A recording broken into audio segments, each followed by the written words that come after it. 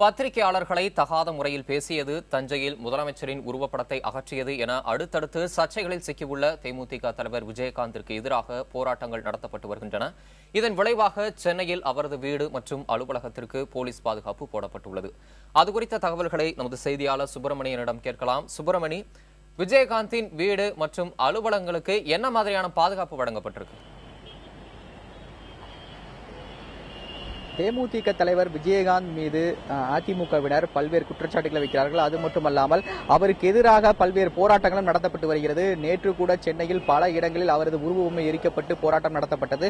இதன் தொடர்ச்சியாக அவரது வீடு, சாலிகிராமத்தில் உள்ள அவரது வீடு மற்றும் கோயம்பேட்டில் உள்ள அவரது அலுவலகத்திற்கு நேற்று இரவிலிருந்து போலீஸ் பாதுகாப்பு போடப்பட்டிருக்கிறது. 24 மணி நேரமும் அந்த பகுதியில் போலீசார் ரோந்து வாகனத்தில் சுற்றிக் கொண்டிருக்கிறார்கள்.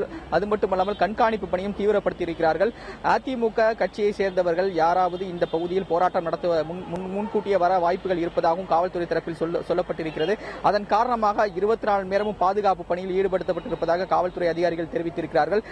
நேற்று கூட கோயம்பேடு தேமுதிக கட்சி அலுவலகத்தை அருகே கூட பத்திரிகையாளர்கள் சார்பில் போராட்டம் நடத்தப்பட்டது. அதுபோல ஓட்டேரியில் விஜயகாந்த் உருவமை எரிக்கப்பட்டு அதிமுகவினர் போராட்டம் நடத்தினார்கள். இன்று காலையிலும் ஒரு சில இடங்களில் சென்னையில் போராட்டம் நடத்தப்பட்டிருப்பதாக காவல்துறை தரப்பில் தெரிவிக்கப்பட்டிருக்கிறது. தமிழரசன்.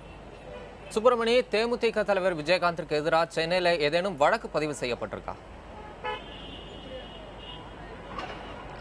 விஜயகாந்துக்கு எதிராக நேற்று சென்னை மாநகர காவல்துறை ஆணையரிடம் தமிழ்நாடு பத்திரிகையாளர்கள் சம்மேளனம் சார்பில் ஒரு புகார் மனு கொடுக்கப்பட்டிருக்கிறது. நேற்று மாலை அந்த சம்மேளனத்தின் மாநில இணைச் செயலாளர் சீனிவாசன் நேரடியாக சென்னை மாநகர காவல்துறை ஆணையரை சந்தித்து புகார் மனு கொடுத்திருக்கிறார். அந்த புகாரில் பத்திரிகையாளர்களுக்கும் மற்றும் ஊடகத்திற்கும் அவமரியாதை செய்யும் வகையில் செய்தியாளர்கள் சந்திப்பின் போது விஜயகாந்த் அவதூறாக நடந்து கொண்டிருக்கிறார். அவர் மீது சட்டப்படி நடவடிக்கை எடுக்க வேண்டும் என்ற ஒரு புகார் மனுவை சென்னை மாநகர காவல்துறை ஆணையரிடம் அவர் கொடுத்திருக்கிறார்.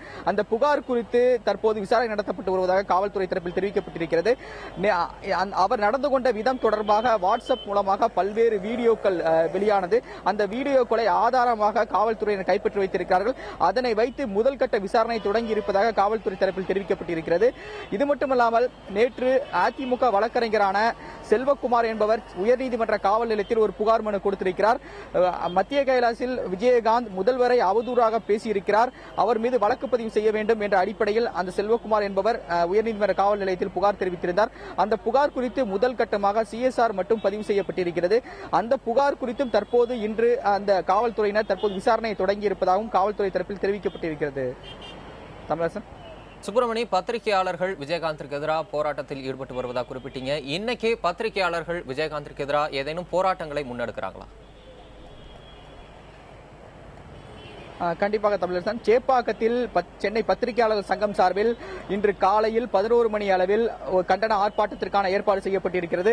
நேற்றே அதனுடைய தலைவரான அன்பழகன் என்பவர் சென்னை மாநகர காவல்துறை ஆணையரை சந்தித்து அதற்கான அனுமதியை பெற்றிருக்கிறார். இன்று காலை 11 மணியிலிருந்து 12 மணி வரை அதற்கான கண்டன ஆர்ப்பாட்டம் நடைபெறும் என்று அவர் அறிக்கையில் தெரிவித்திருக்கிறார். அதன்படி இந்த போலீசார் அனுமதி பெற்று இந்த ஆர்ப்பாட்டம் நடத்தப்பட இருக்கிறது.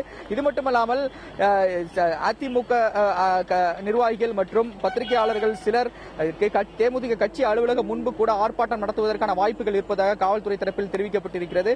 அதன் தொடர்பாகத்தான் இந்த பாதுகாப்பு தீவிரப்படுத்தப்பட்டிருப்பதாகவும் தெரிவித்திருக்கிறார்கள். தமிழரசன்.